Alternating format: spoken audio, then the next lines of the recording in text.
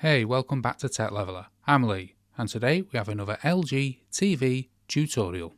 And today I'm going to show you how to connect to the Wi-Fi and turn it on or off on your LG Smart TV. So first let's hit the settings button on our remote. This will be in the shape of a cog, or I'll have settings printed on the bottom. Then let's come all the way down to the bottom to all settings.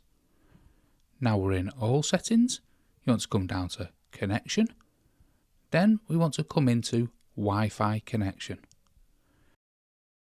Now here at the very top, you'll see on or off, and you want to toggle this to either turn the Wi-Fi on or off.